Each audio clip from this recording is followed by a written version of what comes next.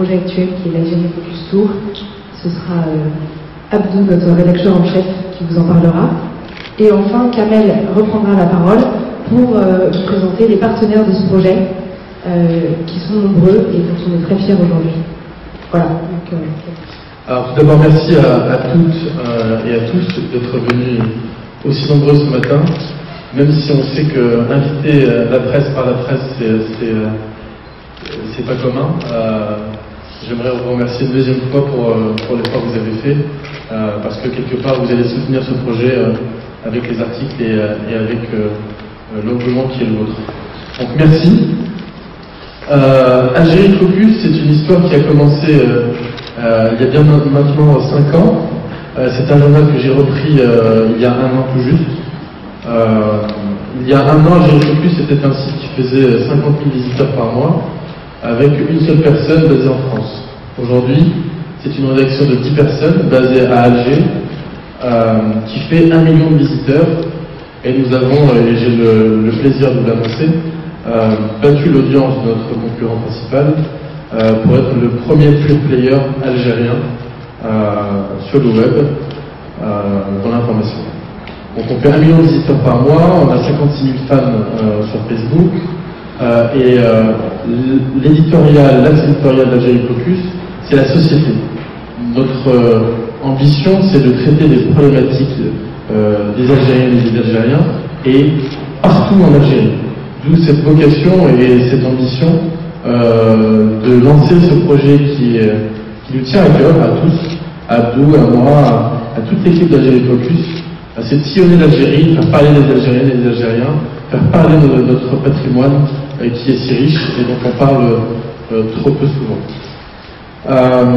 Je vais laisser la parole très rapidement à Amina Boumazar, qui s'occupe du site d'information, on va dire un peu dédié aux femmes, qui s'appelle focusl.com.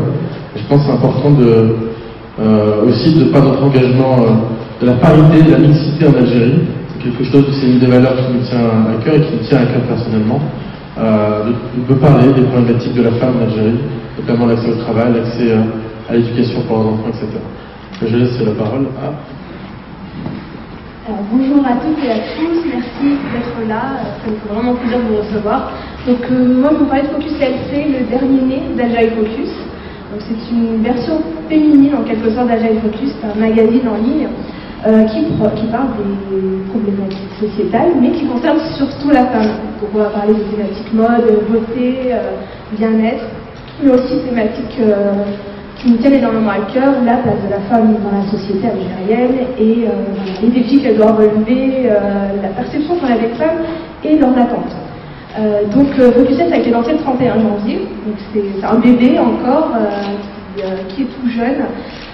Donc nous avons commencé, c'est un nouveau site, et là à l'heure actuelle maintenant on arrive à avoir 100 000 visiteurs uniques par mois, et on a 10 000 fans déjà sur Facebook.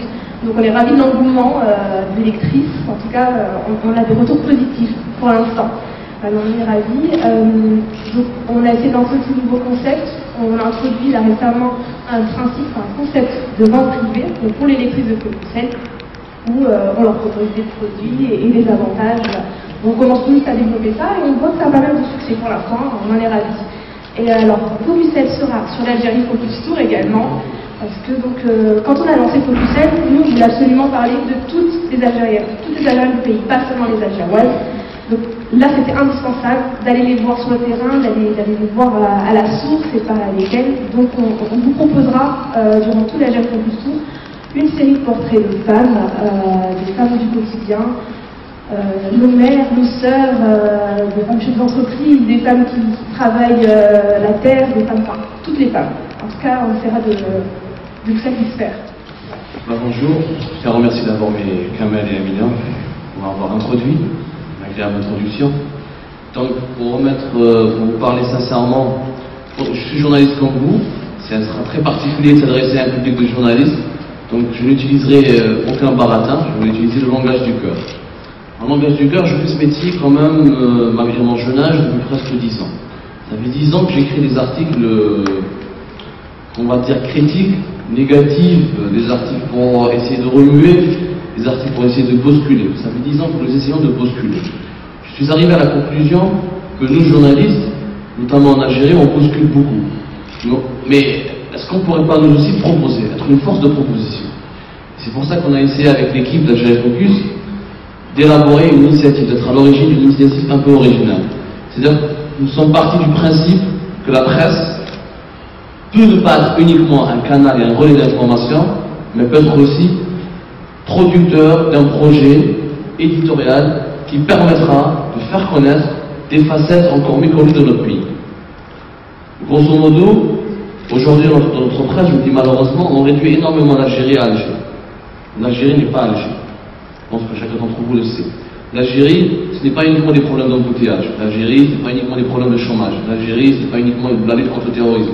L'Algérie, ce n'est pas uniquement la succession politique. L'Algérie, ce n'est pas uniquement des problèmes des réserves de change.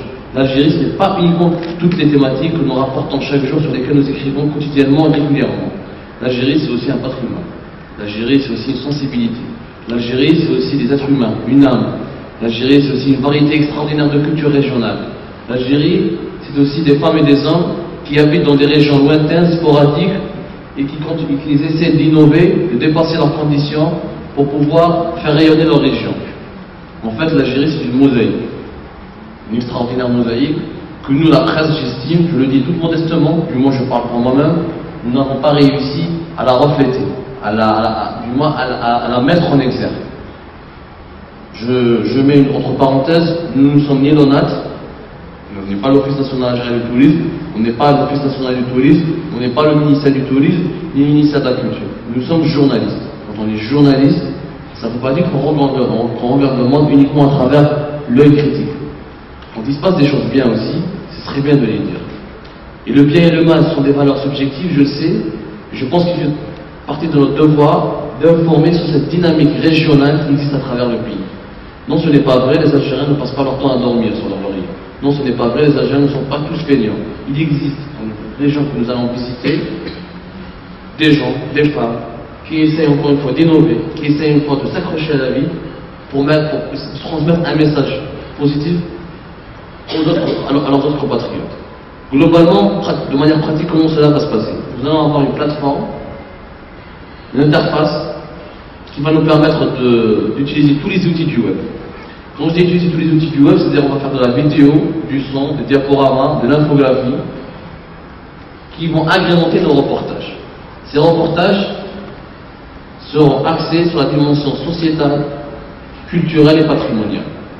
Quand je dis sociétale, c'est qu'aujourd'hui quand on va aller dans ces régions, on va parler aux Algériens, on va leur parler dans leur langage, pour essayer de les comprendre, pour essayer de voir comment ils vivent. Exemple concret, aujourd'hui à Annaba par exemple, c'est connu pour être la capitale du chômage et des émeutes.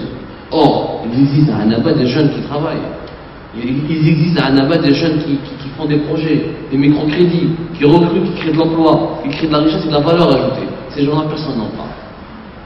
Alors nous allons à la rencontre. Nous allons leur parler, nous allons leur donner la parole. Parce que nous estimons qu'ils sont aussi importants que les ministres qui remplissent chaque jour les colonnes de nos jours. À Annaba, il y a un patrimoine immense. Très peu d'Algériens. Nous allons faire par exemple dans les prochains jours un quiz pour tester la connaissance des Algériens sur leur propre pays. Je pense que chacun d'entre vous sait déjà le résultat. Nous ne connaissons pas notre pays. On ne sait pas par exemple qu'à Annaba, il y a la baie de Chtaïbi, l'une des baies les plus belles du monde.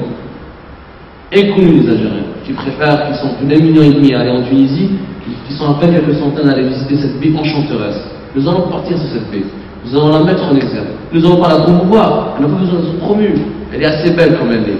Nous allons expliquer c'est quoi cette région, qu'est-ce qu'il y a, comment font les habitants de cette région, qu'est-ce qu'on pourrait faire pour exploiter ce potentiel énorme qui est à la fois économique, touristique et culturel. Nous allons donc être une force de proposition en permettant aux habitants de ces régions-là d'émettre leurs propres propositions.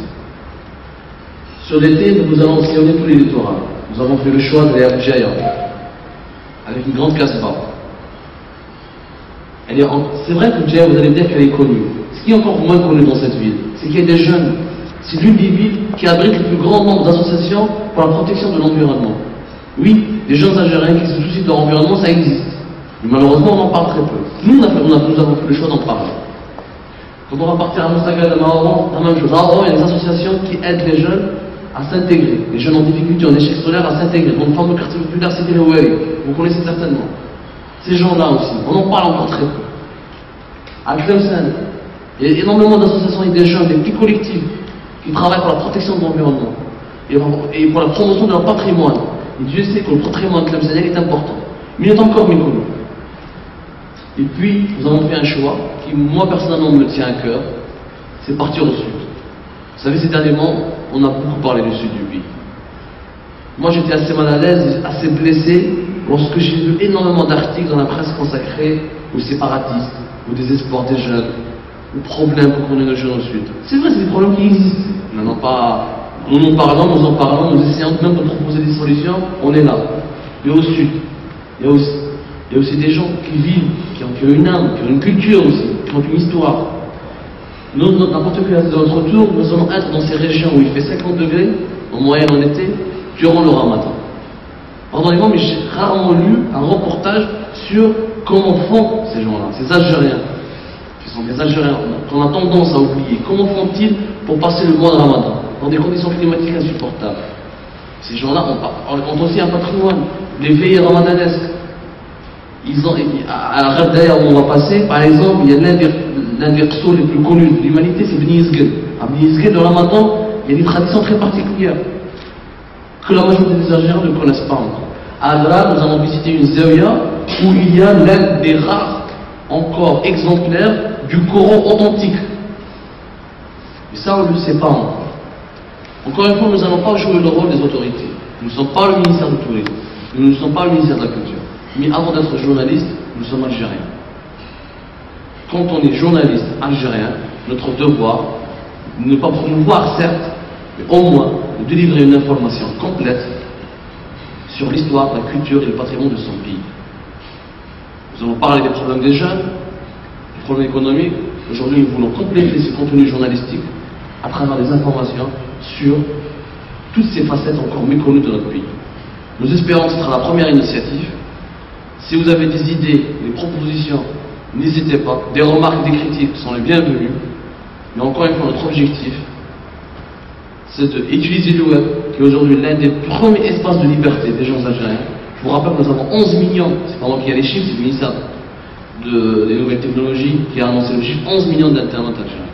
C'est qu'il y a plus d'internautes algériens que de gens qui lisent la presse. Les gens qui lisent la presse sont un chiffre de tirage, ils sont à 2,5 millions. Donc il y a 11 millions de jeunes algériens, qui peuvent aujourd'hui se connecter sur une interface pour découvrir enfin leur pays. Parce que malheureusement, pour aller de Alger à Adra, c'est encore plus cher pour aller à Alger à Marseille. Alors nous, on va essayer de les emmener à travers ce voyage au bout de l'Algérie profonde. Et je vous remercie pour votre attention.